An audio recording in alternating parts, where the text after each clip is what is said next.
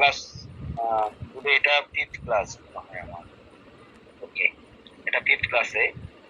তো এই 5th ক্লাসে আমরা টিকাতেই ছিলাম, এরপরে আমরা ম্যাথ করানোর কথা ছিল। আমি এর মধ্যে আমি আপনাদের 2024-এর এক্সামিনেশনের জন্য যে প্রশ্ন উত্তর যে পিডিএফ ফাইলটা, এটা অলরেডি সাবমিট করেছি। আশা করি আপনারা এটা সবাই কালেকশন করেছেন। এটা করলে পরে এটা দেখে হয়তো পড়াতে একটু ইজি হবে। আপনারা যদি কোনো কিছু এডিশনাল নোট রাখতে হয় তো তাহলে ওই পিডিএফ ফাইলটা একটু প্রিন্ট করে নেবেন আপনারা। বেটার টু প্রিন্ট করে নেওয়াটা। ওখানে কিছু নোট রাখবেন। আমার পাশাপাশি এমন কিছু যেমন কিছু প্রশ্ন আছে, অনেক শব্দ প্রতিশব্দ আসে, তো এগুলো হয়তো পাশাপাশি হয়তো লিখে রাখলেন। হ্যাঁ, এখানে অনেক কিছু পিডিএফ ফাইলে নোট করে রাখতে পারবেন। সো দ্যাট এটা প্রিন্ট করে ফেলবেন, হাতের কাছে রাখবেন। আর নেক্সট ক্লাস, সবসময় ক্লাসে একটা স্কেল, আপনার অঙ্ক করার জন্য একটা খাতা অবশ্যই রাখবেন, একটা পেন্সিল। আমি চাইবো যে আমার সামনে, আমার এখানে আমার সাথে অঙ্কগুলো পুরোটা করেন, কারণ ওখানে যে অঙ্কটা পাবেন আপনারা, যে ম্যাথটা পাবেন, সেটা করার একটা ধাঁচ আছে। কিসের পরে কিভাবে আপনারা কোন স্টেপ বাই স্টেপ এটা করতে হয়, কোন স্টেপে গিয়ে কিভাবে কোন অপশনটা করবেন, সেটা আমি বুঝিয়ে দেওয়াটা ইজি হবে যদি আপনারা আমার সাথে সাথে অঙ্কগুলো করেন। যাই হোক, আমি আজকে 5th ক্লাসে কিছু টিকাতে থাকবো এবং একটা প্রশ্ন তো যাব যদি সময় সংকুলন হয়। তো আমরা পড়ছিলাম রাজস্ব আইন, এলএলবি প্রথম বর্ষ 2024 এক্সামিনেশনের জন্য প্রশ্নপত্র গোছানো। যাই হোক, করদাতা শনাক্তকারী নম্বর 3, E3, tax electronics tax payer identification number. তো যেটাকে E3 বলা হয়, electronic tax payer identification number. অনলাইনের মাধ্যমে যে টিমটা করা হয় সেটা E3, যেটা ম্যানুয়াল করা হয় সেটা 3, হোয়াট এভার ইট ইজ, এখন E3 বলে। Electronic tax payer identification number, যেটা 12 ডিজিটের হয়ে থাকে। তো এটা একদম খুব, যদি খুব সংক্ষেপে বলি, সেটা হচ্ছে এরকম যে আপনি যে একজন ট্যাক্স পেয়ে, আপনি যে একজন এসএসসি, সেই সেটার এক্সিকিউশন গুলো যদি আপনি করতে চান, আপনি ট্যাক্সের রিটার্ন সাবমিট করবেন। হ্যাঁ, তো সেটার ক্ষেত্রে প্রথম যে ধাপের কাজটা, সেটা হচ্ছে আপনাকে একটা ইটিন নাম্বার নিতে হবে। অনলাইনের মাধ্যমে ক্রিয়েশন করে এটা ইনস্ট্যান্ট পেয়ে যায় সবাই। কিছু ইনফরমেশন দিতে হয় এবং আপনার আপনার এনআইডিটা দরকার হয়। তো এখানে যেটা 18 হলো করদাতার জন্য নির্ধারিত একটি 12 ডিজিটের একটা ইউনিক নাম্বার, যা আয়কর রিটার্ন দাখিল সহ কর সংক্রান্ত যাবতীয় কার্যক্রমে ব্যবহৃত হয়। এটি জাতীয় রাজস্ব board NBR, national board of revenue কর্তৃক আয়কর আইন 2023-এর আওতায় প্রদান করা হয়। আইনগত ভিত্তি হলো ইটিন গ্রহণের বাধ্যবাধকতা আয়কর আইন 2023 অনুযায়ী নির্ধারিত। করযোগ্য ব্যক্তি ও প্রতিষ্ঠানের জন্য এটি বাধ্যতামূলক। কর্তৃপক্ষ জাতীয় রাজস্ব board, national board of revenue e-TIN issue করে থাকেন, তত্ত্বাবধান এবং হালনাগাদ করে থাকেন। ডিজিটাল পদ্ধতি 2013 সাল থেকে ইটিন প্রদান প্রক্রিয়া পুরোপুরি অনলাইন ভিত্তিক। প্রয়োজনীয়তা আয়কর রিটার্ন দাখিল, ব্যাংকের হিসাব খোলা, ট্রেড লাইসেন্স গ্রহণ করা, নবায়ন করা, যানবাহন রেজিস্ট্রেশন করা, জমি রেজিস্ট্রেশন করা, সেটা ক্রেতা হোক বিক্রেতা হোক। অনেক সময় ছিল যে ইত্যাদির জন্য এই দিন আবশ্যক। কোন এক সময় এই যে ব্যাংক হিসাব খোলা থেকে ট্রেড লাইসেন্স, যানবাহন রেজিস্ট্রেশন, জমি রেজিস্ট্রি, এগুলোর ক্ষেত্রে শুধু ইটিন লাগতো, এই ইটিন সার্টিফিকেটটা দিলে হয়ে যেত। কিন্তু রাইট নাও আপনি ইটিন দিলে এই সব সার্ভিস গুলো আপনি পাবেন না। আপনাকে ইটিনও কালেকশন করতে হবে এবং পাশাপাশি আপনাকে রিটার্নও সাবমিট করতে হবে। সেই রিটার্নটা সাবমিট করে আপনাকে যেটা করতে হবে, একটা সার্টিফিকেট নিতে হবে, যেটাকে পিএসআর বলা হয়, proof of submission of return.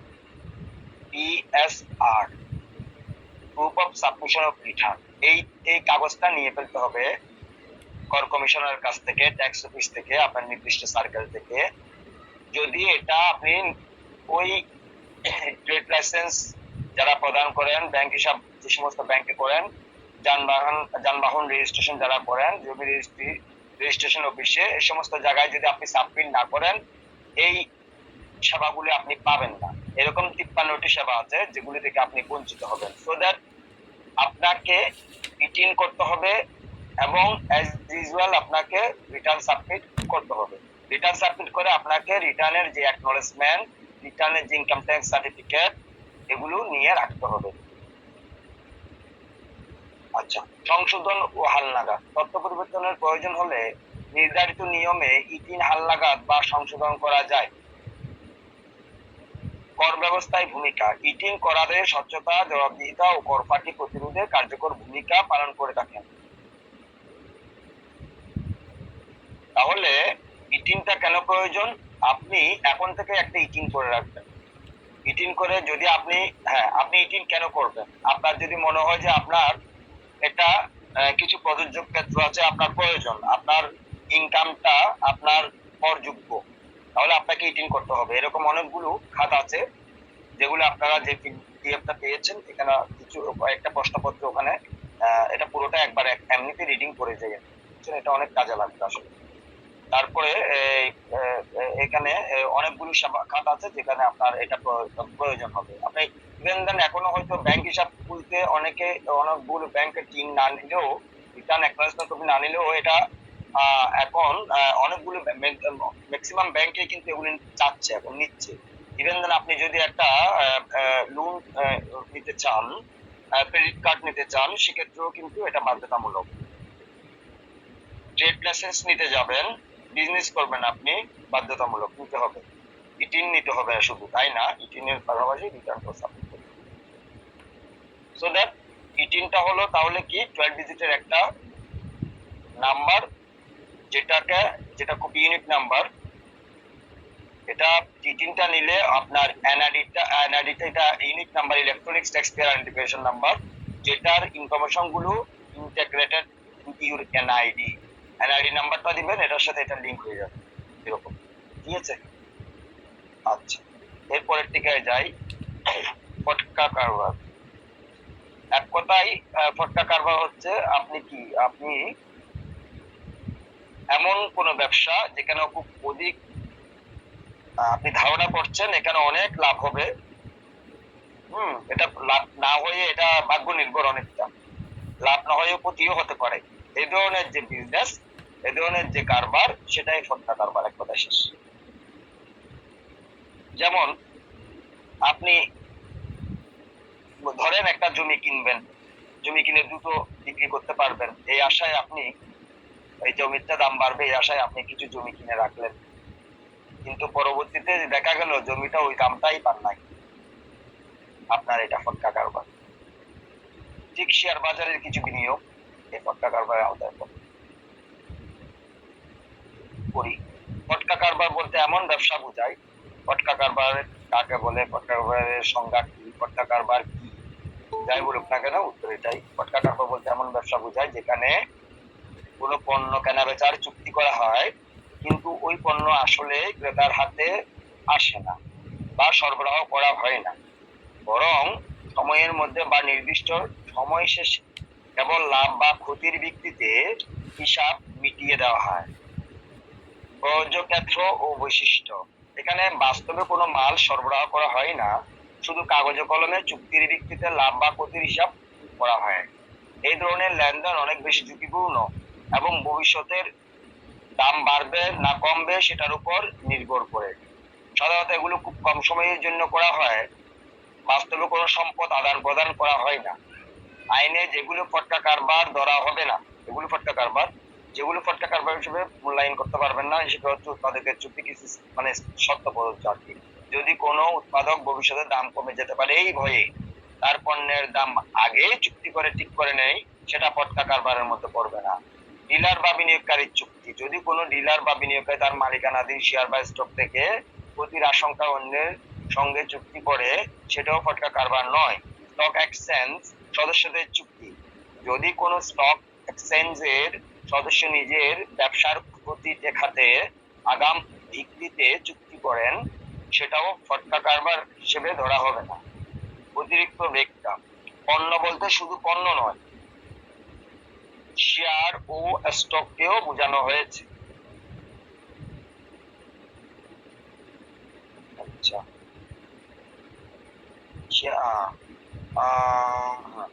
Security সিকিউরিটিজে বিনিয়োগ বা স্টক এক্সচেঞ্জে শেয়ার কেনা বেচা এসবকেও হত্যা কারবার ধরা হবে না। অসত্য প্রযোজ্য, এই সত্য প্রযোজ্য আর কি। সবগুলো না, সত্য প্রযোজ্য। বৃহৎ করদাতা ইউনিট আরেকটা টিকাতে যাচ্ছে, এগুলো খুব সিম্পলি মনে রাখেন, আপনারা খুব বৃহৎ আকারে মনে রাখিয়েন না, অনেকগুলো প্রশ্নের মধ্যে পাবেন। বৃহৎ করদাতা ইউনিট কি? এটা হচ্ছে এলটিইউ ইংরেজিতে, যেটাকে লার্জ ট্যাক্স পেয়ার ইউনিট বলে। এক কথায় বলতে গেলে এটা হচ্ছে যারা বৃহৎ আকারে কর দেন, বৃহৎ করদাতা ইউনিট। একদম মানে প্রশ্নের মধ্যে উত্তর বুঝার চেষ্টা করবেন। বৃহৎ করদাতা ইউনিট, করদাতা এখানে বলা আছে, যিনি বৃহৎ কর দেন, তাদের ট্যাক্সটা যে ইউনিটে কন্ট্রোল করেন, তাদের তদারকি যে ইউনিটে করেন, সেটা হচ্ছে বৃহৎ করদাতা। এনবিআর একটা ইউনিট করে দিয়েছেন যে যে মানে এই দেশের মধ্যে যারা বৃহৎ করদাতা, তাদের যেন স্পেশাল সাপোর্ট দেওয়া হয়, তাদের স্পেশাল সেবা দেওয়া হয়, তাদের যেন করের মানে এই যে রিটার্ন সাবমিট করা থেকে শুরু করে করের আদান প্রদানে যেন কোনো বাধাগ্রস্ত না হয়, সবখানে যেন নিয়ম মানে মানে গুছানো ভাবে যেন তারা এক্সিকিউশন গুলো করতে পারে, তাদের জন্য একটা লার্জ ট্যাক্স পেয়ার ইউনিট করে দেওয়া হয়েছে, যেটার নাম এলটিইউ। এই শেষ। হ্যাঁ, তাহলে একটু পড়ি। বৃহৎ করদাতা ইউনিট হলো একটি বিশেষায়িত শাখা বা ইউনিট যা আয়কর বিভাগ কর্তৃক গঠিত হয় বৃহৎ করদাতাদের কর ব্যবস্থাপনা ও তদারকি করার জন্য।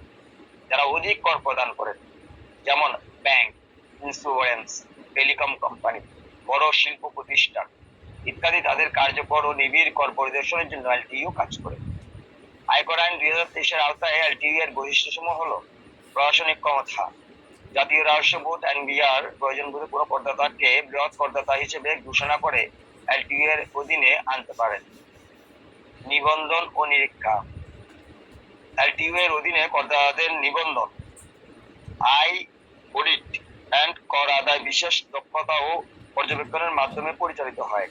সুবিধা ও স্বচ্ছতা, বৃহৎ করদাতারা যাতে একটি কেন্দ্রীভূত পেশাদার ও দ্রুত সেবা পান, সে লক্ষ্যেই এলটিইউ গঠিত হয়েছে।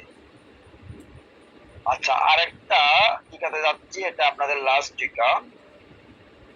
এই ক থেকে দ পর্যন্ত যতগুলো টিকা পড়িয়েছে, আশা করি এগুলোর মধ্যে টিকা থাকবে। তো আপনারা এগুলো একদম মানে একবার রিডিং করে নিয়েন আর কি। তো বেসিকটা জানিয়েন, একটু বুঝে করলে ব্যাপারটা মনে রাখা খুব ইজি হয়। কর ফাঁকি, কর এড়ানো বা কর পরিহার একই কথা। কর ফাঁকি এটা একটা আলাদা জিনিস, ট্যাক্স দেশ, এবং কর এড়ানো বা কর পরিহার একই কথা। কর এড়ানো বা কর পরিহার, যেটাকে বলে ইংরেজিতে ট্যাক্স অ্যাভয়েডেন্স। আচ্ছা, তো দুটো একটু বুঝে পড়ি। কর এড়ানো, কর এড়ানোটা হচ্ছে কর পরিহার বা কর এড়ানো। কর আইন অনুযায়ী বৈধ উপায়ে কর কমানোর পদ্ধতিকে কর এড়ানো বলা হয়। এটি আইনসিদ্ধ হলেও নৈতিকভাবে প্রশ্নবিদ্ধ হতে পারে। আচ্ছা, উদাহরণ, আয় কম দেখানো বা কর ছাড়ের সুযোগ ব্যবহারের মাধ্যমে কর কম দেওয়া।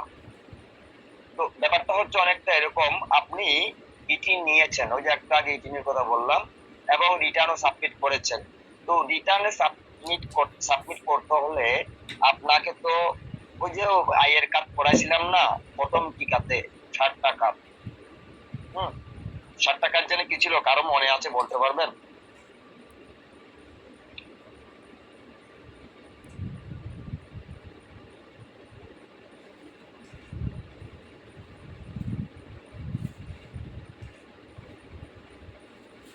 আপনারা কি শুনছেন আমাকে? স্যার শুনছি। শুনতে পাচ্ছি। শুনলে হয়েছে। আচ্ছা, ঠিক আছে।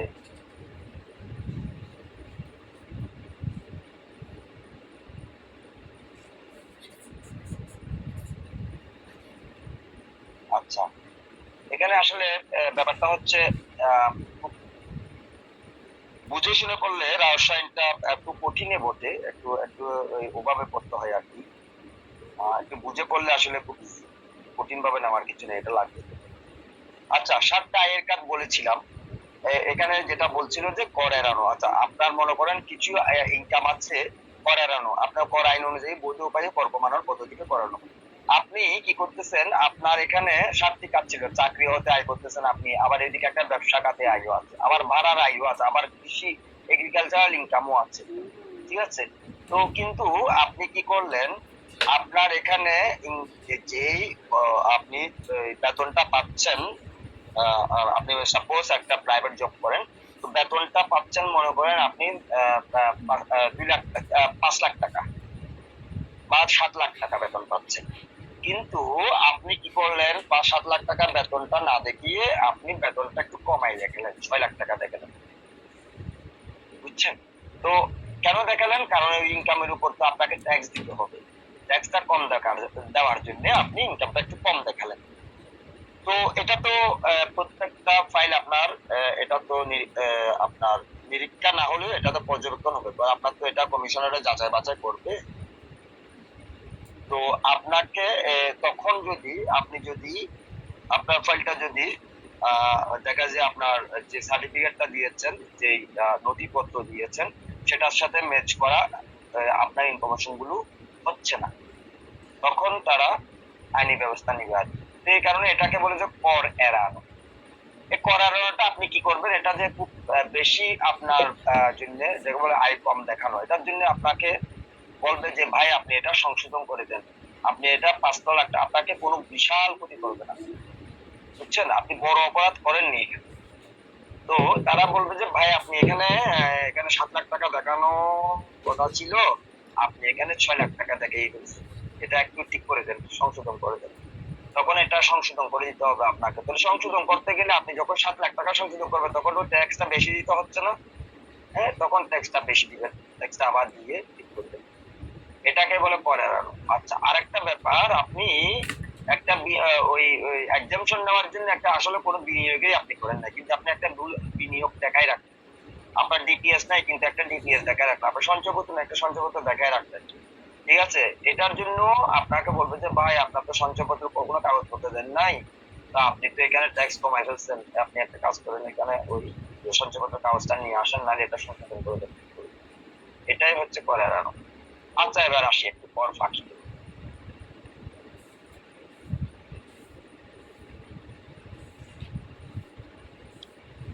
কর ফাঁকি, ট্যাক্স দেশ অবৈধভাবে বা প্রতারণার মাধ্যমে সরকারকে কর না দেওয়া অনেক বড় অপরাধ। অবৈধভাবে বা প্রতারণার মাধ্যমে সরকারকে কর না দেওয়াকে কর ফাঁকি বলা হয়। এটা আইনত দণ্ডনীয় অপরাধ। উদাহরণ, আয় গোপন করা, ভুয়া তথ্য দেওয়া বা জাল কাগজপত্র ব্যবহার করা। হ্যাঁ, এটা আপনি ইচ্ছাকৃতভাবে আপনি কিছু কর ফাঁকি দেওয়ার জন্য ইচ্ছাকৃতভাবে আপনি 100 টাকার জায়গায় আপনি 90 টাকা লিখলেন, এটা হচ্ছে আপনি কর এড়িয়ে গেছেন, এটা কর এড়ানো। কিন্তু আপনি পুরো 100 টাকাটাই দেখালেন না, এটা হচ্ছে কর ফাঁকি। আশা করি বুঝতে পেরেছেন। বুঝছেন? তাহলে আমাদের এখানে আমাদের ক্লাসে আমরা একটু ইয়েতে চলে যাই, আমাদের টিকা শেষ। বুঝছেন? আমাদের টিকা কিন্তু বুঝতে কি কারো সমস্যা আছে? আমরা বোধহয় একটা প্রশ্নে চলে যাই। বুঝছেন?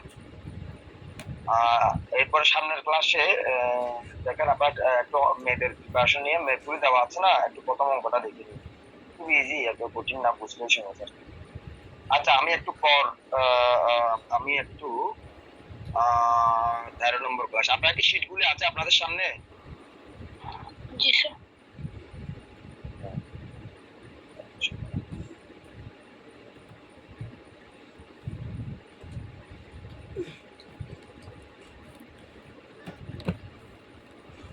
উজ্জ্বলদা, সবাই শিটগুলো নেয় নাই এখনো, সবাইকে একটু বলে দিবেন যে সবাই শিটগুলো নেওয়ার জন্য। হ্যাঁ, না ওনারা যদি ইম্পর্টেন্স, তো ওনারা তো মনে করলেই ওনারা নিবেন। আসলে এটা কতটুকু ইম্পর্টেন্স আমি বলি। এমন সহজ ভাবে গুছিয়ে লেখা এটা খুব একটা খুব কঠিন ব্যাপার। তো একটা সহজ কঠিন জিনিসকে সহজ ভাবে কেউ যদি প্রেজেন্ট করে, পাশাপাশি কেউ যদি ওই জিনিসটাকে যদি আপনাকে বলে দেয়, এক্সপ্লেন করে দেয়, এই জিনিসটা যে কত যে সহায়ক সেটা আপনারা এটা পড়লে বুঝতে পারবেন, না বললে বুঝতে পারবেন না। এবং এটা পড়ার পরে যখন আপনারা প্রবলেম ফেস করবেন, যখন এগুলি মাথায় আপনার হিট করবে, কাজ করবে, এই জিনিসটা তো আমি জানি, এটা জানি, তখনই বুঝতে পারবেন এটা হৃদয়ঙ্গম করতে পারবে, এটা যে লাইফে কত কাজে লাগছে। সো দ্যাট এখানে তো সবাই প্রফেশনাল হতে যাচ্ছেন, সবাই বুঝেন কোনটা ইম্পর্টেন্স কোনটা ইম্পর্টেন্স না, কোন যে সবকিছুকে দাম দিয়ে মূল্যায়ন করা যায় না, বুঝছেন? এটা রায়হান ভাই আসলে আমি সরি টু সে, এটা রায়হান ভাইয়ের কাজ, আমার কাজ না। বাট আমি বলবো এগুলো সাথে নিয়ে পড়লে পরে বই কিনে কেউ দেওয়ালিয়া হয় না, বুঝছেন? দেওয়ালিয়া হবেন না, বুঝছেন? এরপরে আমার মনে হয় এর চেয়ে বেশি কিছু বলার দরকার নেই।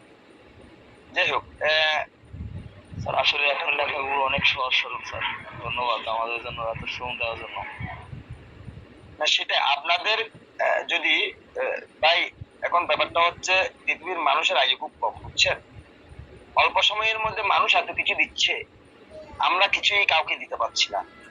তো যে যার অবস্থানে থেকে যদি কেউ একটু বিন্দু বিন্দুও কাজ করে, আমাদের 800 কোটি মানুষ, আমরা কিন্তু আমি আবার 18 কোটি মানুষ নিয়ে চিন্তা করি না, বুঝছেন? তাই বলে আমি যে অনেক বড় পামের মানুষ তা নাকি, আমি পৃথিবীটাকে নিয়ে চিন্তা করি। আমাদের সবারই উচিত পৃথিবীটাকে নিয়ে চিন্তা করা, আমরা একটা গ্রহের মধ্যে আছি। দেখেন নাসাতে যারা কাজ করে তারা কিন্তু পুরো বিশ্বের চিন্তা করে, তারা কিন্তু মানে আমার চিন্তা আপনার চিন্তা করে না, বা তাদের নিজেদের দেশের চিন্তা করে না, তারা সবাইকে নিয়ে চিন্তা করে। আজকে আপনারা ফেসবুকের আদলে, ইউটিউবের আদলে, এরা কি তারপরে বিদ্যুতের চিন্তা যিনি করেছেন, তিনি কি একজনের জন্য চিন্তা করেছেন বলেন? আমরা সবকিছু কত সহজে পেয়ে যাচ্ছি, প্রত্যেকটা আজকে কমিউনিকেশন কত ইজি হয়ে গেছে। এগুলো সৃষ্টি যারা করেছেন, সরি, তারা কিন্তু নিজেদের কথা চিন্তা করে এগুলো করেন, তারা ওই 800 কোটি মানুষকে চিন্তা করেই করেছেন। পৃথিবীর মানুষ যদি 800 কোটি হয়ে থাকে, যাই হোক কাছাকাছি তো হবে। তো এখন ব্যাপারটা হচ্ছে আমাদের ওই ওই চেতনায় যদি আমরা কাজ করি, এগুলো আসলে চলে আসে আর কি। উদার হয়ে কাজ করতে হবে, এটা হচ্ছে ব্যাপার। যাই হোক, আপনারা একটু উদার থাকবেন। কর বলতে কি বোঝাই? 1 নম্বর প্রশ্ন, এখানে 1 নম্বর প্রশ্ন অনেকগুলো প্রাসঙ্গিক কিছু প্রশ্ন থাকবে, লাগোয়া, একটার সাথে একটা অ্যাটাচ থাকবে। মনে করেন সহজ মান, মধ্যমান, আর একটা কঠিন মান, যেটাকে বলতে পারে সহজ মান বলতে কর বলতে কি বোঝায়, এটা সহজ মান। মনে করেন এটাকে 5 নম্বর দিলে বা 4 নম্বর, 4টা প্রশ্ন থাকতে পারে, মানে আপনার 20 নম্বরে না একটা প্রশ্ন, তাহলে এখানে এটাকে হয়তো তারা 3, 4 এভাবে করে দিল। এত সহজ মান, মধ্যমান, এ ধরনের কিছু থাকতে পারে। কিছু জিনিস আছে কর বলতে কি বোঝায়, এটাকে যদি আপনি 2 পৃষ্ঠা লিখে ফেলেন তাহলে তো অসুবিধা, বুঝছেন? যে করার উদ্দেশ্য একটু বড় করে লিখতেন, এভাবে একটু ওই মানে লেখার সময় 3টা জিনিস চিন্তা করতে হবে। সরি, একটা হচ্ছে আপনার যে প্রশ্নটা বলছেন এখানে, সেটা একটা হচ্ছে সহজ মান বলবে, ও একটা হচ্ছে আপনার মধ্যমান, যেটা একটু নাম্বার বেশি রাখতে পারে। নাম্বার এটা কত নাম্বারে সেটা পাশে দেখবেন, প্রশ্নপত্র দেখবেন পাশে, তো সেটা অনুযায়ী আপনি লিখবেন। কর বলতে কি বুঝে, এটা আমি 1 পৃষ্ঠা লিখলে আপনাকে 1 পৃষ্ঠা লিখতে হবে এরকম কোনো কথা নেই, আপনি কাকে বলে এটা লিখে দেবেন। করের উদ্দেশ্য বলে কি কি, করদার্যের নীতিসমূহ আলোচনা করো। আয়কর কাকে বলে, একটি দেশে আর্থ সামাজিক দিক থেকে আয়কর ধার্য করার গুরুত্ব আলোচনা করো। আয়কর বর্ষের সমস্যাবলী চিহ্নিত করো। একজন করদাতার উপর কিভাবে কর ধার্য করা হয়। বাংলাদেশ সরকারের আয়ের উৎসসমূহ কি কি। কর রাজস্ব আদায় বৃদ্ধির জন্য তোমার মতামত বর্ণনা করো। প্রত্যক্ষ ও পরোক্ষ করের মধ্যে পার্থক্য নির্ণয় করো।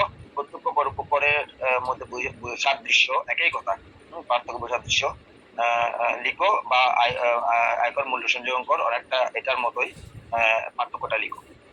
আচ্ছা, তো এখানে 1 নম্বর প্রশ্নতে চলে যায়, কর বলতে কি বোঝায়।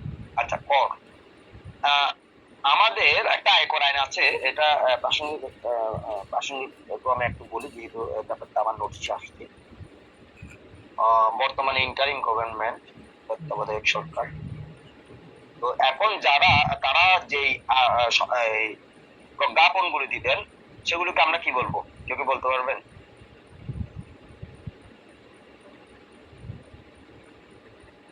অর্ডিন্যান্স। অধ্যাদেশ বলবো না, যেগুলো প্রেসিডেন্টের অনুমোদনে হয় আর কি। যেহেতু এখন কোনো সংসদ নেই, এটা তো বুঝতে পারতেছেন, সংসদের মাধ্যমে যেটা পাশ হয় সেটা হচ্ছে আইন। তাহলে 2023 সালের যে আয়কর আইন, এটা আইন ছিল। এখন এটাকে সংশোধন করে বা কোনো কিছু যদি এখন যদি প্রজ্ঞাপন আকারে দেয় আপনাদেরকে, সেটা হবে যে অর্ডিন্যান্স বা প্রজ্ঞাপন, যেটা বলেন, ঠিক আছে, যে গ্যাজেট গুলো হবে। আচ্ছা, কর বলতে কি বোঝায়? এখন এখানে কর, আগে ইনকাম ট্যাক্স বলতাম না আমরা, আয়কর, এটাকে বোধহয় একটা সংশোধনী আনা হয়েছে, সেটাকে এখন কর বলা হয় আর কি। ইনকাম শব্দটা বোধহয় থাকবে না। হ্যাঁ, এটা আরেকটু কনফার্ম করতে হবে। এটা আমি যতটুকু বললাম আর কি, এবারকার যে বাজেটে একটা চেঞ্জ আসছে। তাহলে আমরা, কর হলো একটি বাধ্যতামূলক আর্থিক পরিমাণ যা সরকার নাগরিকদের বা ব্যবসায়ীদের কাছ থেকে সংগ্রহ করে, সাধারণত সরকারি কর বা উন্নয়নমূলক কার্যক্রমের জন্য। এটা একটি রাষ্ট্রের আয়ের উৎস, যার মাধ্যমে জনসাধারণের কল্যাণমূলক কাজ, অবকাঠামোগত ইনফ্রাস্ট্রাকচার ডেভেলপমেন্ট, শিক্ষা, স্বাস্থ্য, প্রতিরক্ষা ইত্যাদি খাতে খরচ করা হয়। কর বিভিন্ন ধরনের হতে পারে, যেমন আয়কর, যেমন মূল্য সংযোজন কর, সম্পত্তি কর, কাস্টমস কর। ঠিক আছে, আয়কর কি ব্যক্তিগত বা প্রতিষ্ঠানের আয় বা মুনাফার উপর দেওয়া যে কর, সেটা আয়কর। আপনি যে ইনকাম ট্যাক্স রিটার্ন ফাইলিং করবেন সেটাই আয়কর আর কি। Income tax return, income tax আয়কর। মূল্য সংযোজন কর, পণ্য সেবার ক্রয় বিক্রয়ের উপর নেওয়া কর, পণ্য বা সেবার ক্রয় বিক্রয়ের উপর নেওয়া কর।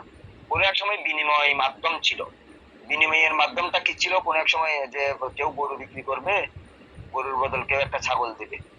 এটার ভারসাম্য, তারতম্য, অসাদৃশ্য বেশি থাকার কারণে তো আজকে ওই দ্রব্য বিনিময় প্রথাটা বাতিল হয়ে এটা কাগজি বিনিময়, হ্যাঁ, প্রথাটা আসছে। এটাই তো কালক্রমে আসছে। যাই হোক, তো এই যে সেবাটা, এখন সেবাটা হচ্ছে, প্রসঙ্গক্রমে বলছি, সেবাটা হচ্ছে যেমন একটা হচ্ছে সেবা, একটা হচ্ছে পণ্য। আপনি মানুষের সাথে আদান প্রদান কি করবেন? একটা পণ্য, একটা সেবা। আপনি হয়তো একটা পণ্য কিনবেন, তাকে টাকা দিবেন, ঠিক আছে, বিনিময়টা হচ্ছে টাকা, দুটারই। আরেকটা হচ্ছে আপনি একজনের কাছ থেকে একটা সেবা কিনবেন, বিনিময়ে তাকে টাকা দিবেন, বা একটা সেবা বিক্রি করবেন, বিনিময়ে টাকা নিবেন, একটা পণ্য বিক্রি করবেন, বিনিময়ে টাকা দিবেন। তাহলে এই যে পণ্য বা সেবা, যেমন আপনি পণ্যটা কি, আপনি মনে করেন আপনি ওই মিষ্টি বিক্রি করতেছেন, তাহলে এটা পণ্য। পণ্য ক্রয় বিক্রয় করে যেটা ট্যাক্স পাই গভর্নমেন্টে। আরেকটা কি, মানে আপনাদের পণ্য ক্রয় বিক্রয়ের মাধ্যমে, জনগণের পণ্য ক্রয় বিক্রয়ের মাধ্যমে সরকার যেটা ট্যাক্স পায়। আরেকটা হচ্ছে সেবা, জনগণের সেবার মাধ্যমে, অর্থাৎ আপনি কি করতে হবে, আবার সরকারও কিন্তু সেবা দেয়, সরকারও কিন্তু ট্যাক্স দেয়, বুঝছেন? ওয়াসার বিল যারা দেন, ওখানে দেখবেন, আপনার বিদ্যুৎ বিল যারা দেন, ওখানে দেখবেন সরকার কিন্তু একটা কর নিচ্ছে, নিচ্ছে না? মূল্য সংযোজন কর দেখিয়েন। একটা আপনি যখন প্রিপেড কার্ড ঢুকাবেন, প্রিপেডে দেখবেন যে ব্যাটের এগেনস্টে কিছু টাকা কেটে নিচ্ছে আপনার কাছে। তার মানে কি সরকারও কিন্তু টাকা নিচ্ছে। সরকার যে বিদ্যুৎ বিলটা দিচ্ছে, এটা কি পণ্য, পণ্য না নাকি? কি বলেন? এটা কিন্তু সেবা। এটা সেবা, বুঝছেন? সরকারও সেবা দিচ্ছে। তাহলে আবার ব্যক্তিও সেবা দিচ্ছে। যেমন যেমন ব্যক্তি কি সেবা দিচ্ছে? ব্যক্তি মনে করেন আপনি ওই যে ওই উকালতি, আপনারটাই সেবা। আপনি একটা সময়ে যে আপনি অ্যাডভোকেট হবেন, তাহলে আপনি কি পণ্য বিক্রি করবেন নাকি চেম্বারে বসে? না, আপনি কি বিক্রি করবেন? আপনি সেবা বিক্রি করবেন, ঠিক আছে? তাহলে আপনি সেবার বিনিময়ে আপনি কি করবেন? আপনি লেনদেন করবেন। এটাই হচ্ছে মূল্য সংযোজন কর। আচ্ছা, ওটার বিনিময়ে, তাহলে ওটার যে মাধ্যমে যে কর, যে মূল্যের সাথে বা পণ্যের সাথে বা সেবার সাথে যে ক্রয় বিক্রয়ের মাধ্যমে যে নেওয়া কর, এটাই হচ্ছে সম্পত্তি কর। জমি সম্পত্তির বা সম্পত্তির মালিকানার উপর নেওয়া কর। আপনি জমি রেজিস্ট্রেশন করতে যাচ্ছেন রেজিস্ট্রি অফিসে, আপনার কাছে ওই যে বললাম যে জমি রেজিস্ট্রিও করতে পারবেন না আপনি, ক্রেতা হন বা বিক্রেতা, হুয়াভার ইউ, আপনি পারবেন না যদি আপনি রিটার্ন সাবমিট না করেন। ইটিন করলে হবে না। কোন এক সময় ইটিন থাকলে হতো। বর্তমানে বাংলাদেশে ইটিনদারির সংখ্যা কত জানেন? এটা খুব সম্ভবত 1,04,00,000 বা 2 লাখ এরকম কিছু হবে বর্তমানে। তাহলে এখন সেটা কিন্তু খুব দ্রুত গতিতে বাড়ছে। কেন বাড়ছে? কারণ যদি আপনি ইটিন না নেন বা আপনি রিটার্ন সাবমিট না করেন, ওই যে টিএসআর, ওই যে proof of submission of return, আপনাকে জায়গায় জায়গায় যে রিটার্ন দেখাতে হচ্ছে, অ্যাকনোলেজমেন্ট দেখাতে হচ্ছে, এই কারণে আপনাকে ভেরি ম্যান্ডেটরি, এটা আপনাকে নিতেই হবে, রিটার্ন সাবমিট করতেই হবে। তাই আগেভাগে এটার উপরে জ্ঞান থাকাটাও খুব, জ্ঞান থাকাটা কতটুকু জরুরি দেখেন আপনি ব্যক্তি জীবনে আপনার, আপনি তো আপনাকে তো কোনো না কোনো ভাবে কিছু করে চলতে হবে, এবং এই সরকারের মাধ্যমে চলতে হবে, বা বাংলাদেশের তো একটা সরকার তো কোনো না কোনো সবসময় থাকবে। বলে এই সরকার তো আর তার পুরো আইনটা চেঞ্জ করে দিবে না, সে যেভাবে নেক না কেন কর তো নিবে। কর ছাড়া কোনো মানুষ কি কর ছাড়া বাঁচতে পারছে সে প্রাচীন আমল থেকে? বুঝছেন? আপনার একটা নির্দিষ্ট, আপনি মনে করেন এখন একটা ফ্ল্যাট কিনলেন, এখানে ওখানেও একটা সমিতি আছে, ওখানে সমিতির মাধ্যমে হয় কি, ওই সমিতিটা আপনাকে ওয়াসার সার্ভিস দিচ্ছে, পানির সার্ভিস দিচ্ছে, আপনাকে বিদ্যুতের সার্ভিস দিচ্ছে, আপনাকে ড্রেনটা পরিষ্কার করে দিচ্ছে, আপনাকে ফ্লোরটা পরিষ্কার করে দিচ্ছে, মেনটেন্স কস্ট আসতেছে। ওখানেও কিন্তু ওটা এক ধরনের সার্ভিস, ওই সার্ভিসটা আপনাকে নিতে হবে, এবং ওই সার্ভিসটা নিতে হলে আপনাকে তো নির্দিষ্ট জায়গায় একটা কর্পোরেশন করতে হবে। যারা সেবাগুলো দিচ্ছে তারা তো কর নিবে। কর সাধারণত দুটি ধরনের হয়, একটা হচ্ছে সরাসরি ডাইরেক্ট ট্যাক্স, একটা হচ্ছে পরোক্ষ কর, ইনডাইরেক্ট ট্যাক্স। ওই যে একটু আগে বললাম, মূল্য সংযোজন করটা হচ্ছে ইনডাইরেক্ট ট্যাক্স, আর ডাইরেক্ট ট্যাক্স হচ্ছে যেমন আয়কর, এটা একটা ডাইরেক্ট ট্যাক্স, সম্পত্তি কর এটা ডাইরেক্ট ট্যাক্স। ঠিক আছে? আচ্ছা, তারপরে দেখেন এখানে বলছে কর বিভিন্ন দেশ এবং অঞ্চলে ভিন্ন ভিন্ন হতে পারে, তবে এর মূল উদ্দেশ্য কিন্তু জনগণের কল্যাণের জন্য অর্থ সংগ্রহ করা। আপনারা ঈদের পরে বুঝে আজকে প্রথম ক্লাস, কেউ বোর্ড ফিল করলে বলবেন, একজনে যদি বোর্ড ফিল করেন এখান থেকে আমি খুব খুশি হব যদি আপনারা লেফট করার আগে যদি বলেন যে ভাই বা আমি একটু লেফট করতেছি, তাহলে বুঝে নিব যে আপনারা বোরিং ফিল করতেছেন বা কারো একটা প্রয়োজন হয়েছে, তখন কিন্তু আমি ড্রপ করে দেবো। বুঝছেন? সবার জন্য উপকারে আসে ক্লাসটা। ওকে, করের উদ্দেশ্য বলে কি, করের উদ্দেশ্য বৈশিষ্ট্যগুলো কি কি, একই প্রশ্ন আসতে পারে। ইংরেজি লিখলাম, what is the purpose of tax, what are the purpose of benefits of taxes. আসলে আপনারা তো অ্যাডভোকেট হবেন, বাংলার পাশাপাশি ইংরেজি চর্চাটাও খুব দরকার। বাংলার আপনি তো যদিও এখন যতগুলো আইন প্রণয়ন হচ্ছে সবগুলো, যেমন 2000, আমি দেখলাম 2015 সাল, 14 সাল, সরি 2022, 23, 24 এই অর্থ বছরগুলোতে যতগুলো আইন প্রণয়ন করা হয়েছে সবগুলো কিন্তু বাংলার মাধ্যম, বাংলাটাই মাধ্যম। তো আমরা অনেকগুলো আইনে পড়বো, দেখবেন অনেকগুলো আইনে লেখা আছে নিচে যে যদি এই মানে এই আইনটা ইংলিশে প্রণয়ন করা হয়েছে, যদি বুঝতে সমস্যা হয় বা এখানে যদি কোনো বিভ্রান্তিকর তথ্য থাকে বা কোনো যদি সমাধানের প্রয়োজন হয় যেটা বোঝা যাচ্ছে না ইংরেজি বাংলার ব্যাখ্যাটা, তাহলে সেক্ষেত্রে সমাধানটা কিন্তু বাংলা ইংরেজিতে হবে, বাংলাতে হবে না। অর্থাৎ আইনটা যদি বাংলায় প্রণয়ন হয় তখন এখানে বলা থাকে যে এখানে যদি কোনো বাংলা থেকে তো আমরা কনভার্টেড ইংলিশটা করি, ইংলিশটা করে অনেক সময় আইনটা পড়ি, কিন্তু যখন বাংলায় আইন প্রণয়ন হয় তখন যখন সমস্যার সমাধান করতে গিয়ে বাংলা ইংরেজি আমরা এক করে ফেলি বা বাংলা ইংরেজি বুঝতে সমস্যা হয়, তখন কিন্তু আইনি সমাধানটা কিন্তু বাংলাতে যেটা বলা আছে সেটাকে রেফারেন্স ধরে কিন্তু সমাধান করতে হয়। এটা একটু খেয়াল রাখবেন, জানেন সবাই। তারপর আমি একটু শেয়ার করলাম। তো এখানে বলছে, তো এখানে যেহেতু বাংলা যেটা বলছিলাম সেটা হচ্ছে বাংলা যেহেতু মাধ্যম ধরলো, আমরা যেমন অনেকগুলো বিশ্বের অনেকগুলো দেশে দেখবেন তারা নিজেদের মাতৃভাষাটাকে খুব প্রায়োরিটি দেয়, যেমন চীন, তারপরে ফরাসিরা, ইউরোপের অনেকগুলো দেশে, বুঝছেন, জার্মানরা তাদের ভাষাটাকে, রাশিয়ানরা, জাপানিজরা, বুঝছেন, তারা ভাষাটাকে এত প্রায়োরিটি, তারা কিন্তু ইংরেজি জানে না তা কিন্তু না, কারণ তাদের ইংরেজি যদি না জানে তারা বাইরের দেশের সাথে লেনদেন করছে কিভাবে, তারা ঠিকই জানে, কিন্তু তারা কি করে এটা বলে না, কম বলে। কেন কম বলে? যাতে নিজের যে মাতৃভাষাটা সেটা যেন রিপ্রেজেন্ট হয় সারা ওয়ার্ল্ড এর মধ্যে। বাংলাদেশ ভাষাভাষী মানুষ বাংলাদেশ এই বিশ্বের মধ্যে প্রায় এখন 44 হবে না, হবে তো, তারে বাড়তেই হবে, কমতে হবে না, বুঝছেন? এটা আপনি একটা সময় দেখবেন ভাষার মানুষগুলোই ভাষার মানুষের বন্ধু হবে, বুঝছেন? এরকম একটা ভাষার মানে আপনি দেখবেন যারা জার্মানিতে থাকে তারা যখন একজন বাঙালিকে পাবে তখন তার সে যে কি মানে কি পরিমাণে যে সে মনে করে নিজেকে সহায় মনে করে, বুঝছেন? এটা যারা থাকে, যারা ওই সমস্ত দেশে থাকে তারাই বুঝতে পারে। কারণ সেই মনে করেন তখন এটা একটা মাতৃত্ববোধ, এটা হচ্ছে স্বকীয়তা, বুঝছেন? তো এই কারণে কিন্তু তাই বলে যে আপনি যেটা কমিউনিকেশন করতে হবে, নেগোসিয়েশন করতে হবে, অন্যান্য ভাষা জেনে রাখবেন না তা না, এখানে ইংরেজিটাও ইম্পর্টেন্ট। একজন জজের সামনে আপনি যখন দাঁড়াবেন, তখন আপনি যখন বাংলার পাশাপাশি আপনি যখন বিভিন্ন ল্যাঙ্গুয়েজে কথা বলা শুরু করবেন, ইংরেজিটা কেউ যেন রিপ্রেজেন্ট করতে পারেন, তখন দেখবেন আপনার ইম্পর্টেন্সটা কতটুকু অবস্থায় চলে যায়। তো এই কারণে আমি এটা বলার উদ্দেশ্য হলো, আপনারা যখন এখানে বাংলাতে লেখা আছে ম্যাক্সিমাম, আমি অনেক ক্ষেত্রে কি করি, আমি বাংলার পাশাপাশি ইংরেজিটা এখানে লিখে দিই। তো এই ক্ষেত্রে পিডিএফ ফাইলটা অনেক বড় হয়ে যেত। তো এবং কিন্তু অনেক এখানে কিন্তু অনেকে ইংরেজিতে দেখলেও কিন্তু পড়ে না। তো এটা পড়লে কিন্তু অনেক যারা ইংলিশ মিডিয়ামের তারা কিন্তু তারা উপকৃত হতো। এখানে তো ইংলিশ মিডিয়ামের কেউ নাই, তো ইংরেজিতে পরীক্ষা দিবে এরকম কেউ নাই।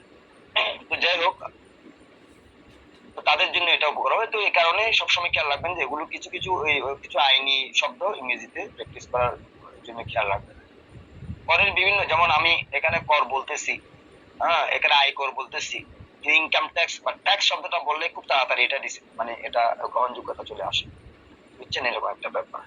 যাই হোক, এখানে বলি করের বিভিন্ন উদ্দেশ্য রয়েছে।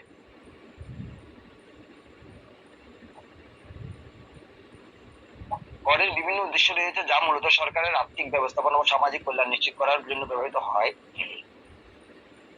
এর মধ্যে উল্লেখযোগ্য কয়েকটি উদ্দেশ্য হলো, একটু পয়েন্টগুলি খেয়াল রাখলেন: সরকারি আয়ের উৎস, সামাজিক সেবা প্রদান, অবকাঠামোগত উন্নয়ন, আর্থসামাজিক ক্ষমতায়ন, অর্থনৈতিক স্থিতিশীলতা রাখা, বাজার নিয়ন্ত্রণ এবং প্রতিরক্ষা ও নিরাপত্তা ব্যয়।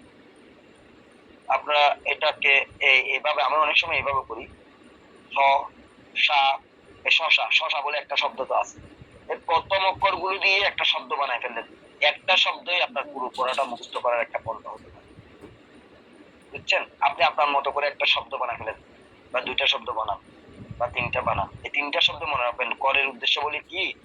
শশা। এখানে দেখে শশা, শশা মনে রাখবেন সরকারি আইনের উৎস, সামাজিক সেবা প্রদান। একটা টেকনিক দেখা দিলাম, হয়তো আপনাদের কাছে ওরা অনেক ভালো টেকনিক আছে।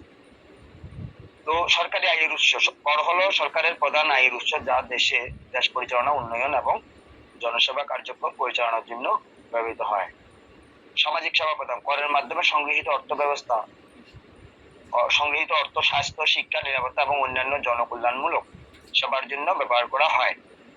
এটাই তো নিয়ম। আপনি খুব প্র্যাকটিক্যাল চিন্তা করেন, সরকারি আয়ের উৎস অর্থাৎ সরকার আপনাকে যে এই দেশটাকে পরিচালনা করছে, কিসের দ্বারা পরিচালনা করছে? করের দ্বারাই পরিচালনা করতেছে। সরকারের কি আলাদা কোনো আয় আছে? নাই তো। কর হলো সরকার বলেন যে কেন আয় আছে তো, আইএমএফ থেকে, ওই ইয়ে থেকে যেটা ফান্ড পাই, লোন নেই, এবং এই লোনটাও পরিশোধ করতে হয় এই করের টাকা দিয়ে, বুঝছেন? শুধু করটাই হচ্ছে ভিত্তি, ওই ডাইরেক্ট ট্যাক্স আর ইনডাইরেক্ট ট্যাক্স, এই দুটাই, বুঝছেন? আর কিছু অন্যান্য খাতে আয় আছে। কিরকম? ওই যে প্রশাসনিক কিছু আয় থাকতে পারে, তো যেমন আপনি গাড়ি চালাচ্ছেন, অন্যায় করছেন, এটা তো আর করের আদায় করতেছে না, জরিমানা, বুঝছেন? এখান থেকে কিছু আয় আসতো সরকারের। তো সরকারি আয়ের উৎস, কর হলো সরকারের প্রধান আয়ের উৎস যা দেশ পরিচালনা, উন্নয়ন এবং জনসেবা কার্যক্রম। আপনার মনের মতো করে লেখেন, কিন্তু হেডলাইনটা ঠিক থাকতে হবে, উদ্দেশ্যটা। সামাজিক সেবা প্রদান, করের মাধ্যমে সংগৃহীত অর্থ সরকার কি করে? আমরা জানি অন্ন, বস্ত্র, বাসস্থান, এই শব্দগুলির সাথে সবাই পরিচিত। অন্ন, বস্ত্র এবং বাসস্থান, খাদ্যের নিরাপত্তা, বুঝছেন? অর্থের নিরাপত্তা, শিক্ষার নিরাপত্তা, সংগৃহীত অর্থ স্বাস্থ্য, শিক্ষা এবং নিরাপত্তা। তিনটা জিনিস মনে রাখলে অন্যান্য জনকল্যাণমূলক সবার জন্য ব্যবহার করা হয়, সরকারে ব্যবহার করে। অবকাঠামো উন্নয়ন কি? ইনফ্রাস্ট্রাকচার ডেভেলপমেন্ট, সেটা হচ্ছে কি, যেটা দীর্ঘদিন যাবৎ সুবিধা পাবে জনগণ। তাহলে দীর্ঘদিন যাবৎ সুবিধা পাবেন, যে দীর্ঘদিন যাবৎ এটা কি? রাস্তাঘাট, ব্রিজ, হাসপাতাল, স্কুল ইত্যাদি, এটা তো সবাই জানে। তাহলে অবকাঠামোগত উন্নয়নটা মনে রাখলে আপনি এগুলো এমনি নিজের মতো করে লিখে দেবেন। অবকাঠামোগত নির্মাণ এবং রক্ষণাবেক্ষণ করার জন্য করের অর্থ ব্যবহার করা হয়। আর্থসামাজিক সমতা উন্নয়ন, ধনী এবং দরিদ্রের মধ্যে আয় বৈষম্য কমাতে কর ব্যবস্থার মাধ্যমে ধনীদের কাছ থেকে বেশি কর আদায় করা হয়, যা দরিদ্রদের উন্নয়নে ব্যবহার করা হয়। ওই যে একটু আগে পড়লাম, এলটিইউ, বৃহৎ করদাতা ইউনিট, যেটা পরিচালিত, তারা কিন্তু কর বেশি দেন, তো এই তাহলে ওখানে যারা জব করেন নিশ্চয়ই তারাও কর বেশি দেন, তারাও বেশি পরিমাণে ইনকাম করেন। একজন আমাজনে যারা জব করেন, ফেসবুকে ওদের গুগলে যারা জব করেন, তাদের বেতন তো আপনার আমার চেয়ে অনেক বেশি হাই হবে। তো তাদের কাছ থেকে যে ট্যাক্সটা পাই নিশ্চয়ই এটা সর্বাধিক ট্যাক্স। তো ওই যে ধনী এবং দরিদ্রের কাছ থেকে বেশি ট্যাক্স, অর্থাৎ প্রগতি, এটাকে কি বলে, এটা প্রগতিশীল বলে আর কি, অর্থাৎ অধিক অধিক ইনকাম অধিক ট্যাক্স, বুঝছেন? তাহলে ধনীদের কাছ থেকে বেশি পরিমাণ ট্যাক্স আদায় করে। আবার এখানে রাস্তাঘাট তো সবাই ব্যবহার করে, দরিদ্ররাও ব্যবহার করে। তো দরিদ্রের মধ্যে আয় বৈষম্য কমাতে কর ব্যবস্থার মাধ্যমে ধনীদের কাছ থেকে বেশি কর আদায় করা হয়, যা দরিদ্রদের উন্নয়নে সব ব্যবহার করা হয়। তাহলে একজন দরিদ্র, ওনাকে রেশনের ব্যবস্থা করে দিচ্ছে গভর্নমেন্ট, সাপোজ দেন। তারপরে মনে করেন তাকে বলতেছে বিনা বেতনে পড়ার সুযোগ করে দিচ্ছি। এই ধরনের কিছু সরকারি মানে সুবিধা আছে আর কি। তো আবার আপনি আপনি দেখবেন আপনি ধনী, কিন্তু আপনি দেখবেন ওই সুবিধা যেখানে দিচ্ছে সেখানে যাবেনও না, বলছে না না আমি কেন ওই ধরনের এই সুবিধাগুলি নিতে যাব। অনেকে কিন্তু এটাও করে, ইগো কাজ করে আজকে অনেক লোকের। ধনীরা কিন্তু দিতে ভালোবাসে, দরিদ্ররা নিতে ভালোবাসে, কিন্তু আবার বিপরীতে আছে, দরিদ্ররা দিতে ভালোবাসে, ধনীরা নিতে ভালোবাসে। সবকিছুরই একটু মানে ওই ব্যতিক্রম চিন্তা করে রাখবেন, বুঝছেন? প্রত্যেকটা জিনিসেরই ব্যতিক্রম আছে। তো যাই হোক, এটা বুঝে গেছেন। অর্থনৈতিক স্থিতিশীলতা বজায় রাখা, যেমন অনেক সময় হয় কি, প্রাসঙ্গিকতম বলতেছি, একজনের 100 টাকা আছে, সে 20টা টাকা দান করলো। এটা নজরুলের একটা কথায় আছে, নজরুলের কোনো একটা উপন্যাস বা কোনো কিছুতে ছিল এটা, এই কথাটা, যে একজনের 100 টাকা আছে, হয়তো অ্যাকুরেট ভাবে নাই, কথাটা ভিন্ন ভাবে আছে, কিন্তু মর্মার্থ কিন্তু এটাই। 100 টাকা আছে, আপনি 20 টাকা দান করলেন, কিন্তু অন্য একজন ব্যক্তির 30,000 টাকা আছে, কিন্তু উনি 30 টাকা দান করলেন। 100 টাকা যার আছে উনি দান করলেন 20 টাকা, আর যার 10,000 টাকা আছে উনি দান করলেন 50 টাকা। কার দান সবচেয়ে বেশি? 50 টাকাটা বেশি হওয়ার কথা না, কারণ উনার 10,000 টাকা আছে, উনার 50 টাকার দানটা কিন্তু বেশি হওয়ার কথা না। তাহলে যার 100 টাকা আছে, উনি যে 20 টাকা দান করেছেন ওটাই সবচেয়ে বেশি। এটা বোঝার ক্ষমতা রাখতে হবে, বুঝছেন? তবে বলতেছে এখানে আর্থসামাজিক ক্ষমতা আনয়ন করতে হলে ওই ধরনের জায়গায় কাজ করতে হবে। ধনী এবং দরিদ্রের মধ্যে আয় বৈষম্য কমাতে কর ব্যবস্থার মাধ্যমে ধনীদের কাছ থেকে বেশি কর আদায় করা হয়, যা দরিদ্রদের উন্নয়নে ব্যবহার করা হয়। অর্থনৈতিক স্থিতিশীলতা বজায় রাখা, কর ব্যবস্থার মাধ্যমে সরকার দেশের মুদ্রাস্ফীতি, বেকারত্ব এবং অন্যান্য অর্থনৈতিক সমস্যা নিয়ন্ত্রণ করতে পারে। বাজার নিয়ন্ত্রণ, করের মাধ্যমে নির্দিষ্ট পণ্য বা সেবার মূল্য নিয়ন্ত্রণ করা হয়, যেমন শুল্ক আরোপের মাধ্যমে আমদানি রপ্তানি নিয়ন্ত্রণ করা হয়। এখানে প্রাসঙ্গিক একটা কথা বলে রাখি, খুব সাম্প্রতিক সময়ে বাজেট গভর্নমেন্ট অনুমোদন করেছেন, বাজেট পেশ করেছেন। তো এখানে আপনার কিছু শুল্ক ওনারা চিন্তা করলেন যে এই পণ্যের মধ্যে, আমদানি পণ্যের মধ্যে শুল্কটা একটু বেশি হচ্ছে না, নাই, টোটালি নাই, এটা অব্যাহতি প্রাপ্ত। এখানে একটু আমি 5% শুল্ক বাড়াবো। আগে ছিল টোটালি ছিল না, এখন আমি 15% নিব বা 5% শুল্ক নিব, বাড়াবো। আগে 10% 5% বাড়াবো। তো কোনোটাতে বাড়াই, কোনোটাতে কমাই। এই যে আমদানি রপ্তানি নিয়ন্ত্রণ করা, এটা বাজার নিয়ন্ত্রণ হয়, এটা দিয়ে শুল্ক বাড়ানো কমানোর মধ্যে বাজার নিয়ন্ত্রণ হয়। যেটা যে পণ্যের শুল্ক বেড়েছে সেটার স্বভাবতই দাম বেড়ে যাবে, দাম বাড়লে সেই পণ্যটা আপনি কিনবেন না, কম কিনবেন, বুঝছেন? তাহলে এই যে বাজারে যেটা সবচেয়ে বেশি পরিমাণে চলে সেটার সমতা চলে আসে, এটাই বাজার নিয়ন্ত্রণ। প্রতিরক্ষা বা নিরাপত্তা দাবি আইন, দেশের প্রতিরক্ষা ও একজনের, এটা আর একটা ব্যাখ্যা দিলে আপনারা বুঝতে পারবেন। একজনের ঘরে ফ্রিজ লাগবে কয়টা? একটা, কিন্তু ওর ঘরে ফ্রিজ নিয়ে রাখছে 3টা, বুঝছেন? ছেলের ঘরে একটা, তারপরে ওই বড় ছেলের ঘরে একটা, তারপরে মেয়ের ঘরে একটা, 3টা ফ্রিজ নিয়ে রাখছে। কিন্তু আসলে ওনার রুমে আছে 4টার মধ্যে একটা বা দুটা একটা ফ্রিজ হলে চলে, বুঝছেন? তো উনি কি করবেন, উনি কিন্তু ফ্রিজ কেনা বলে না, তাহলে আমি আর চিন্তা ছিল 2টা কিনবো না, এখন কিনবো না। এই যে বাজার নিয়ন্ত্রণ, বুঝছেন? প্রতিরক্ষা বা নিরাপত্তা ব্যয়, দেশের প্রতিরক্ষা ও আইন শৃঙ্খলা রক্ষার জন্য করের অর্থ ব্যবহার করা হয়।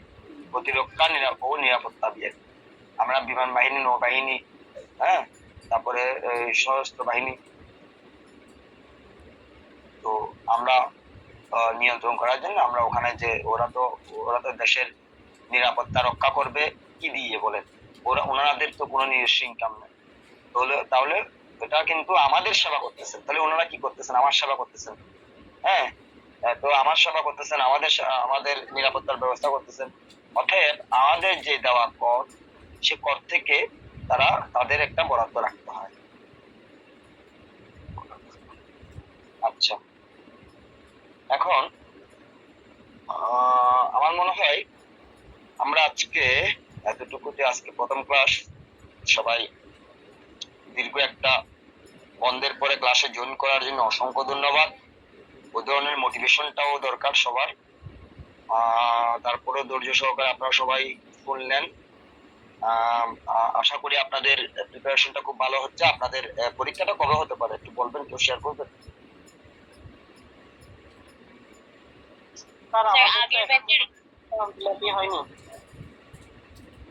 এটা কোন মাস নাগাদ হতে পারে? মানে 1 মাস 2 মাস এদিক ওদিক করে বলা যায়? তাহলে আমি কলেজ থেকে বলছিলেন যে টাকা অ্যারেঞ্জ করে রাখতে কয়েকদিনের মধ্যেই হয়তো বা ডেট দিয়ে দিবে ফর্ম ফিল আপের। আর আমাদের আগের ব্যাচের পরীক্ষা সম্ভবত নভেম্বরে হয়েছিল গত বছর। আচ্ছা, তাহলে এই মাসটা June, July, August, September, October, November, তার মানে আপনাদের হাতে আরো 4 মাস সময় আছে বলা যায় না? 4 মাস, 4 মাস 5 মাস ধরে না, 1 মাস সবসময় কমায় রাখিয়েন। আচ্ছা, তাহলে 4 মাস সময় থাকলেও আশা করি হয়ে যাবে। অনেক ভালোই প্রিপারেশন নিতে পারবে। অন্যান্য সাবজেক্ট গুলো আপনারা ভালো করে দেখছেন আশা করি। আর এটার জন্য চিন্তা করতে হবে না। আপনাদেরকে যেই ইয়েটা দিলাম, পিডিএফটা দিলাম, এটা অনেক শাসন সংযোজন করে, হ্যাঁ, রায়হান ভাই একটা শাসন দিয়েছেন, সেটাকে সংযোজন করে পিডিএফ এর যেই কাহিনীগুলো লেখা, বুঝছেন, এগুলো আপনাদের অনেক কাজে লাগবে। অনেক ইনফরমেটিভ। হ্যাঁ, বলে না, তথ্য এবং উপাত্ত যদি সঠিক না থাকে, বুঝছেন, ওটা গ্রহণযোগ্যতা অনেক কম হয়। আপনি অনেকগুলো বইয়ে আপনি গেটে আপনি অনেক সাম্প্রতিক তথ্যগুলি পাবেন না, যেটা আমার পিডিএফ ফাইল থেকে পাবেন। So that requested to all of you that to collect all kinds of PDF from Mr. Rahan Bhai. তো আমার মনে হয় কারো প্রশ্ন থাকলে করতে পারবেন। স্যার, এবছর কি সর্বনিম্ন যে করের হার, এটা কি কোনো সংশোধন আসছে? আপনি যেহেতু এটার এক্সপার্ট, এজন্য জিজ্ঞাসা করেন। সর্বনিম্ন করের হার কত নির্ধারণ করছে? না, এবছর কোনো চেঞ্জ নাই। এবছর কোনো চেঞ্জ না, আগামী বছর আছে। এবছর আগের মতোই থাকবে, ঠিক আছে? নেক্সট ইয়ারে এটা পরিবর্তন হবে স্যার, না? নেক্সট ইয়ার অলরেডি পরিবর্তনটা দিয়েই দিচ্ছে, ঠিক আছে? 3,75,000 মিনিমাম। 3,50,000 ছিল না, এটা 3,75,000। তাহলে স্যার এটা কি জুলাই থেকে কার্যকর হচ্ছে স্যার? না না, আমি আপনাকে কি বললাম, এই বছর হবে না। জুলাই থেকে যেটা হবে সেটা আগের নিয়ম থাকবে। জুলাই 25 থেকে এটা কত? জুলাই না, জুলাই 26 থেকে হবে, ঠিক আছে? বুঝতে পেরেছেন?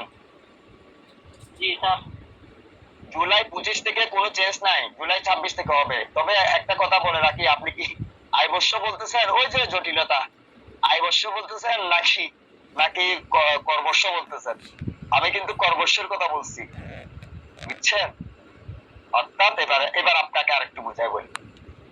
আপনারা 2023-24 মেইনলি আমরা অঙ্কটা কোন কর বর্ষ এবং আয় বর্ষের ধারা অনুযায়ী করব। আমি দুটা করাই দিব। 2023-24 করাবো একটা, আর একটা 2022-23 করাবো। যদি বলা যায় না 2022-23 চলে আসলে কি করবেন? তো 23-24 পরে তো আর 24-25 তো আসবে না। তো 23-24 যেটা, সেটা 24-25 ফলো করলে হয় 24-25 মতো। 23-24 আপনারা 23-24 স্টুডেন্ট না? জি, 23-24 উজ্জ্বল দা, আপনাকে একটু আমি এখানে অ্যাড করি। আপনাদের 23-24 শুনেন, আপনারা হলেন 2023-24 ঠিক আছে? এই সেশনের আপনাদের অঙ্ক আসলে 2023-24 আসবে, অথবা এর আগে আসবে। এর পরে কি আসবে? 24-25 ইনকাম ইয়ার আসবে না তো? হ্যাঁ উজ্জ্বল দা, এটা আমি একটু ক্লিয়ার করি। একটু বাকিরা একটু সবাই চুপ করেন। হ্যাঁ উজ্জ্বল দা, আমি একটু অ্যাড করি। উজ্জ্বল দা, আপনি অবশ্যই বলবেন, আমি বলে দেই। মানে ওনারা সবাই নতুন টেনশন নিয়ে আছে, বুঝছেন?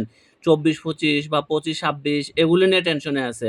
এটা একটু ক্লিয়ার করেন উজ্জ্বল দা, যে ওনাদেরকে টেনশন না করার জন্য। শুনেন, আপনারা এখানে টেনশন করার কোনো কারণ নাই। যে দুটো অঙ্ক করাই দিব, ওটা মনে হবে যে ওমা এত সহজ, ঠিক আছে, আপনার অঙ্কের মতো করে চিন্তা করেন, এত জটিল চিন্তা করিয়েন না। আপনি কি আপনার রিটার্ন দিলে তখন চিন্তা করিয়েন, অঙ্ক তো অঙ্কের মতো চিন্তা করেন, বুঝছেন? প্র্যাকটিক্যাল লাইফটা অনেক জটিল। প্র্যাকটিক্যাল লাইফটা নিয়ে যখন অঙ্কের সাথে মিলাই ফেলবেন তখন জটিলতার সৃষ্টি হবে। তো অঙ্কটা আপনার 2023-24 স্টুডেন্ট 2023-24 ইনকামের আওতায় একটা অঙ্ক করানো হবে, আর একটা 2022-23 আওতায় করানো হবে। আর 2023-24 যদি কাকতালীয় ভাবে গভর্নমেন্টে যদি আপনাদের প্রশ্নপত্র করার সময় যদি জাতীয় বিশ্ববিদ্যালয় বা লাগোয়া অন্যান্য বিশ্ববিদ্যালয় যদি আপনাদের প্রশ্নপত্র করার সময় যদি 24-25 দিয়ে দেয়, অঙ্ক করতে পারবেন, আমি সে ব্যবস্থা করি। ঠিক আছে, বুঝাই দিব অঙ্ক করার সময়। আপনাদের সেশন রিলেটেড, এই যে সেশন জটিলতা যেটা মানে আয় বর্ষ কর বর্ষ যেটা বুঝতে পারেন, সেটা নিয়ে আমি কিন্তু একটা প্রশ্ন রেখেছি, সেটা কিন্তু এখানে ওই যে পিডিএফটা পড়লে ওখানেও বুঝে যাবেন, বুঝছেন? তো যাই হোক, তারপরে আপনারা এতদিন পর্যন্ত ক্লাস করতেছেন, আমি আয় বর্ষ কর বর্ষ কিন্তু আমি অনেক ক্লিয়ার করার চেষ্টা করেছি। আরো জটিলতা সৃষ্টি হলে কেউ যদি বুঝতে যদি প্রবলেম হয়, আমি একদম নিট অ্যান্ড ক্লিন করে দিব, বুঝছেন? সমস্যা হবে না। আর কোনো প্রশ্ন আছে কি?